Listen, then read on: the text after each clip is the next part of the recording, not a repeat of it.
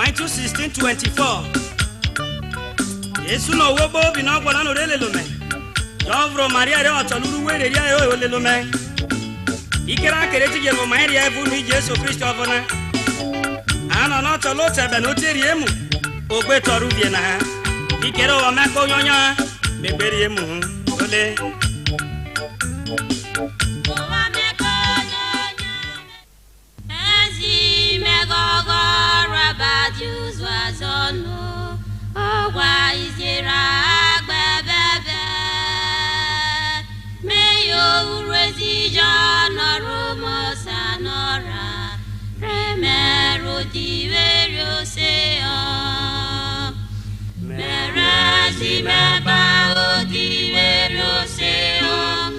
Sabia badio lo bafa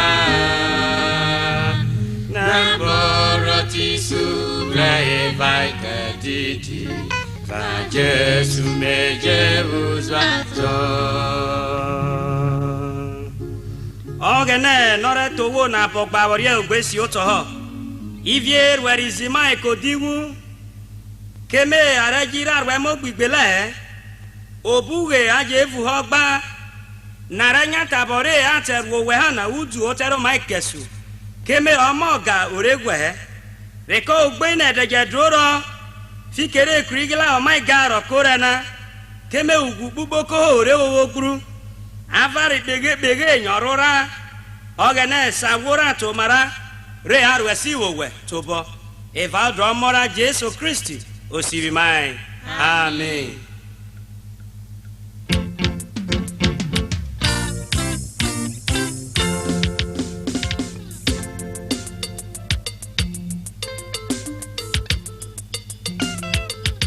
Watan womo ki avifi wagbe no ni ko ba buro ure na roba hava sore gusi avava wo mai o je gbano ereze yo mai rado wo jeri o gare bo bi na yoro ma ke gbono ore foko zo o le na jamba odara beru keme oboro usi woro jamba odara beru keme na we wo gaga obufi Oghene o santo mero Arure Oghene no yavo maberozo Oghene wogine geno obie no vivie agbada gruru ma ba odara beru Arure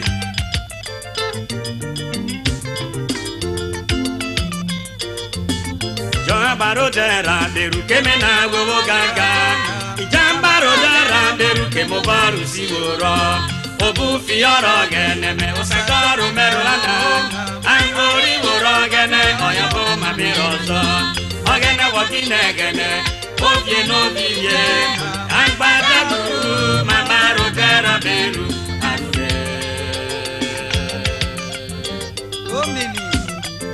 Ogbe no ha ota bibisuo There is no shortcut to the pantry at all Awoja gwolo na yare ba beru si Oghene ba Wo begi ka bokero sai fiare na so Oghene tiri ko wa bete goyin Riano was oborogu aye sai godie ate jo ma jere yan ajobi Isoko bona te godie e vai suo ajeru Maria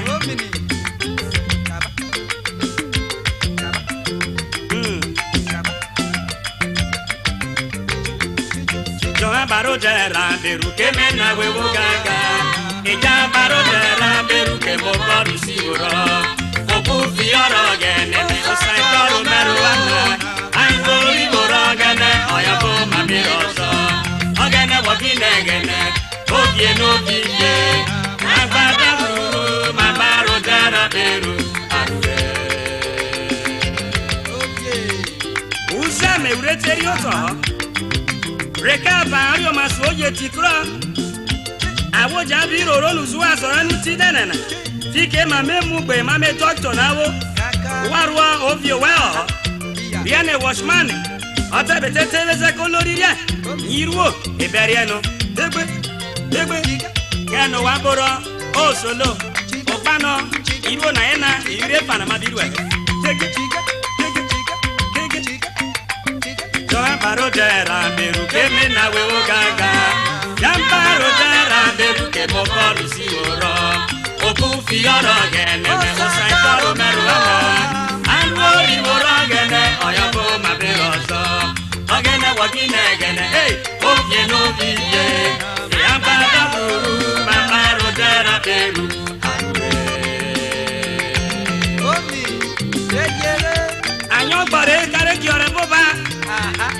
hikera kere na re wasi arobero vieto mara.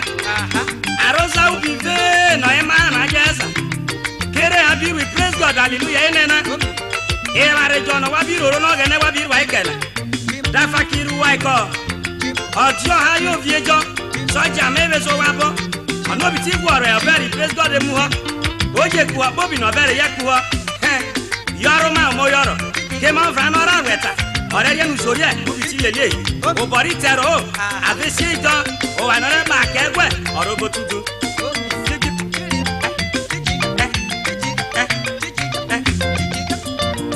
Jambaro dera beru ke me na wewo gaga.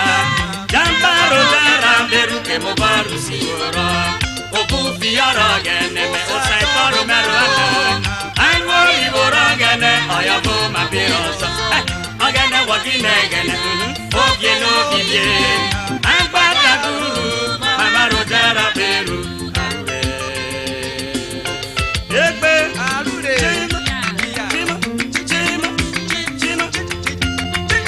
A person who attends the meeting of rogues may be suspected as a rogue. A woman is who ebe tuto kesa beta. Ichifi geta fejoneri sokona. Erora gozigomo. Gozigobu na ya diana getano. Soge na je muono. Soge na je awono. Ata kyotoria. Ojo dike aimu. Kemo si ore mo aimu re. Eba nu wero rono. We worry aga no wale jaya na bejo wale na wata makeria me. E kwa kwa no wokwa eria me. Wa usoge na wani kelo ho avec nenya. Wa orora yo beri omegaga. Jambaro dera beru keme na we ogaga. Jambaro dera beru kemo baru siwora.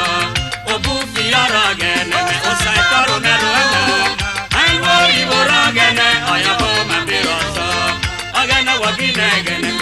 Obie no bije. Agbada duru mabaro dera beru arure.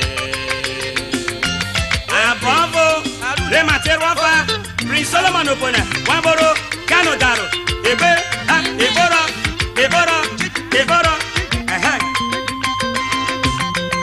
owo na ono benya no resa lo gbagbere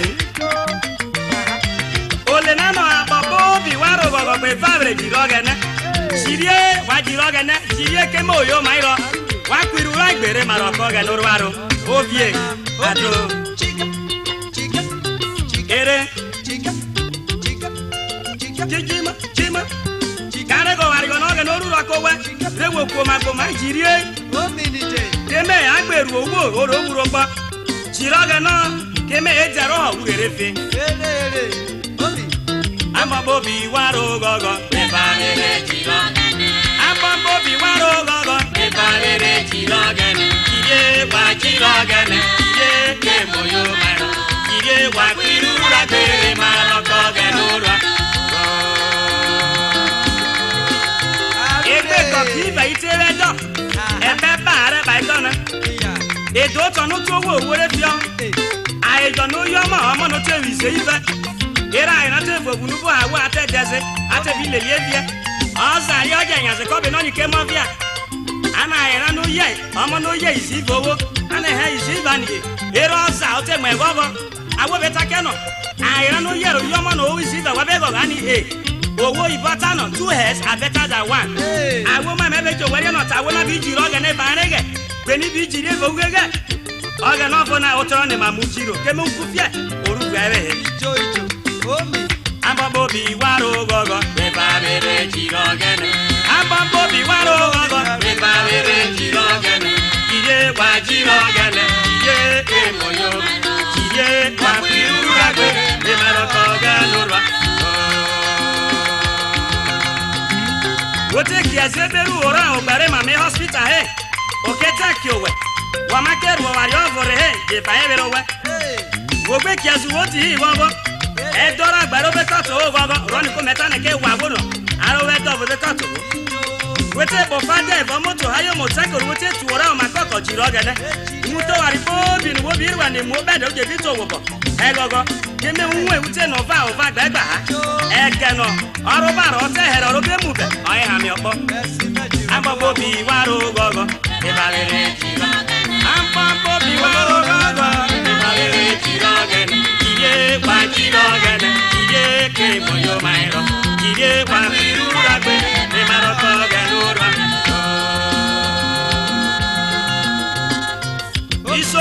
kweke Isoko kweke emana ba unu mere tu bebore ewo bi emerewe emete na mwe troza agba bo obu ichachenu ejodi na be pate abibo bichache emeza na be me ozo arebo bichache niroro ke abegogo ane sofa ichache evo sija se uchi ora uje toga no ma uko ga no te biti blishi aeri o blishi eme are wero obu ichache ria no mono owo manyora bo soso re kote yoma loro sekoni Ambambo bi waro gogo de valere jiro Ambambo bi waro gogo de valere jiro Iye pa jiro gele iye ke moyo maro Iye pa kirura gele maro koganura Wakirura gele maro jiri jioba Abo egbe chema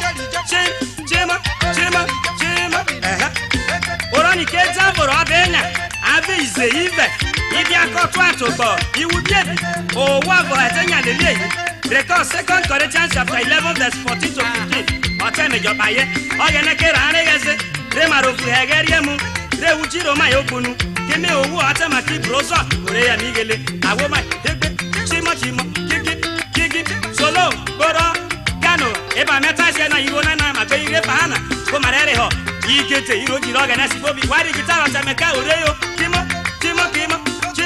Oh awoma Uba 1947 Oroni kinya yomeno Record madoyono Oke ubo itude Oke na ubo Utoe 30 minutes yoterie Oroni kambona na maro ne bambona Oke na gwesa ilio fake mumwemu Uba boro Ujiro wabo uba kujebye Kikere Ivye Taoma Dewaruano Urepe vare yunchiro ra Orwa sitoga noma Amba bobi waro gogo Ebarele jiro Amba bobi waro gogo yo Iye wa jiro gene Iye ke moyo maro Iye wa mirura gere maro kogenura